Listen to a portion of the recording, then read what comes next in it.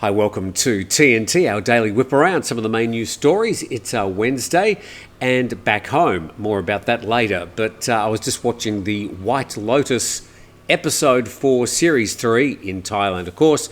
And I noted that a lot of last night's episode was filmed around Phang Bay. Of course, you can head out onto Phang Bay with our sponsors, 5-Star Marine at 5starmarinephuket.com and take advantage of, well, all those beautiful scenes that you saw in the show.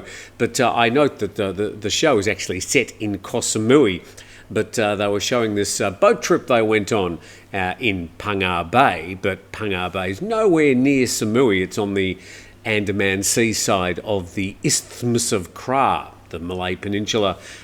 You can't get to Phang Bay from Samui unless you catch a plane.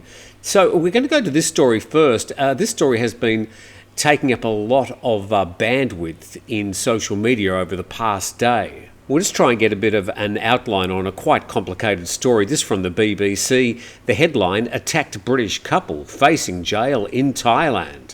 And Mary Byrne and her husband Desmond, who emigrated from Middlesbrough in 2021, said they became embroiled in a dispute with a younger couple over access and a small garden. This happened back in December 2023 when the Byrnes were alerted to a commotion in their garden but found themselves being kicked and punched in an incident which was caught on CCTV.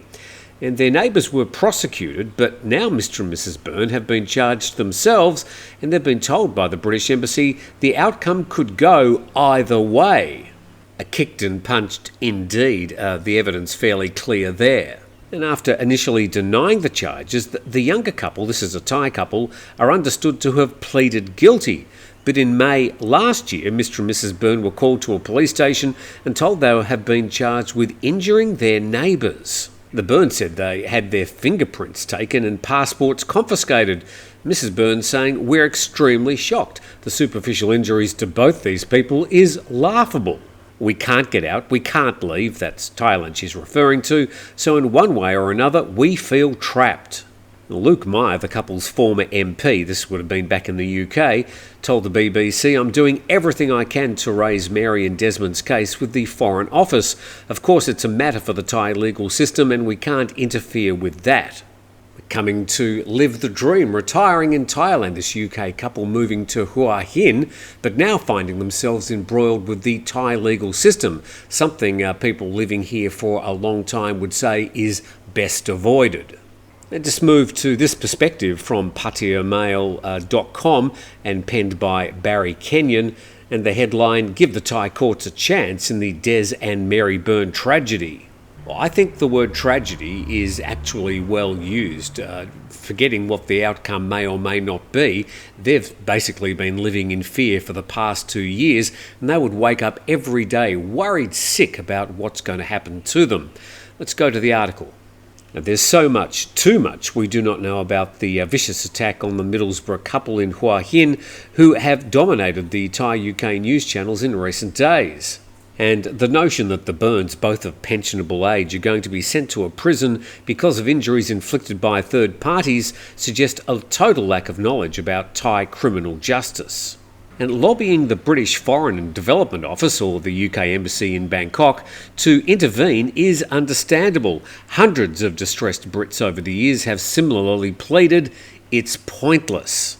Oh, this really is a situation where I think expectation meets reality. In reality, these days, there's very little that your embassy or your consulate in a foreign country will be able to do for you. I think we've all been brought up with these films over the years of a foreigner hurtling towards their embassy in a foreign country.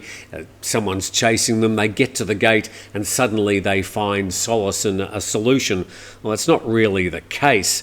So these days the embassies have very limited powers to do much other than reissue your passport.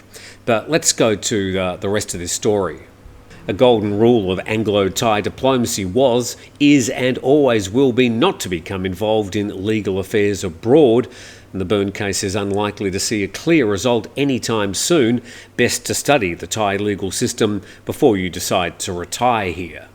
Sadly for Des and Mary, a lot more water has to pass under that legal bridge. And Barry suggesting there that you should study the Thai legal system before you come to Thailand. Not really sure if that's terribly possible. I think you sort of need to view it over a number of years to try and get some sort of grip on how it works. Just assuming that things will be the same as in your home country, when you come to Thailand, you will probably be disappointed. But in many cases, you'll also be amazed and delighted. But the Thai legal system does sort of move in its own way, and a working knowledge might be useful if you are thinking of coming to live or retire here.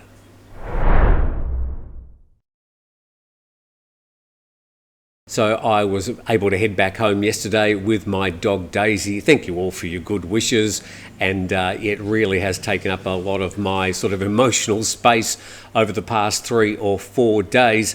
So sorry if I've been a little bit distracted, but she's home and recovering. Now let's go to the story and the word that cannot be spoken. We go to Thai PBS World. Entertainment Complex Bill not ready for Cabinet discussion. This is according to the Thai PM. And the Entertainment Complex Bill, let's just say it's the Casino Bill, is not yet ready for discussion by the Cabinet because the government must listen to the opinions of all stakeholders first. This quoting the Thai PM, and commenting on the protests near Government House, the Prime Minister said the government will listen to their views as well. I don't know, will they? I sort of get the feeling this is all pretty much done and dusted. It's part of the Thai Party's political platform to open a casino. I just think it's quite funny that any reporting about this, and there hasn't been a lot, really tries to avoid the word casino, because that really is the trigger item in this bill. As we go to another trigger item, and this is vaping. Apparently vaping is illegal in Thailand, unless you're an MP. And a member of Parliament under fire over viral photo of alleged vaping in Parliament. And just one of those crazy situations here in Thailand where things like vaping and e-cigarettes are so illegal, but so many people do use them, including, of course, MPs. Sadly for this gentleman, he was caught on camera. It says many Thai netizens have called for an investigation into a viral photo apparently depicting a People's Party MP vaping inside a parliamentary building, which is, by law, a no-smoking zone. But owning an e-cigarette is also illegal and offenders could face jail terms. And the picture of the MP Charayut, apparently with an e-cigarette in his hand, came to light after it was posted to a Facebook page. And you won't be surprised it went viral, garnering hundreds of shares, likes and comments. Many of the comments criticised Charayut, stating as an MP he should set a good example. So I don't know, in that blurred out photo, is that an e-cigarette? It could be a Snickers. So we'll check an unedited photo and, well, yes, obviously a vape there. And Thai Inquirer on their Twitter page said e-cigarettes and hookahs are illegal in Thailand, but are still widely used and sold illegally online and at vendors, and the government is cracking down on those sales. So what I really look forward to in this story is the excuse the MP comes up with as to how an e-cigarette ended up in his mouth. I'm sure it'll be worth waiting for. As we go to a deadly serious story, and this is reported by the PattayaMail.com. 54-year-old German man arrested in Pattaya for selling child sexual abuse videos on the dark web. And it says that on March the 5th, 2025, a 54-year-old German programmer, identified only as Stefan, was arrested at his condo in the Pattaya area. And the operation was initiated after the Homeland Security investigations from the US provided a tip-off to Thai authorities about Stefan's activities. And he was accused of running 2 dark web sites that offered over 5,000 child sexual abuse videos for sale. He had more than 10,000 subscribers and generated an estimated 3.5 million baht in illicit income.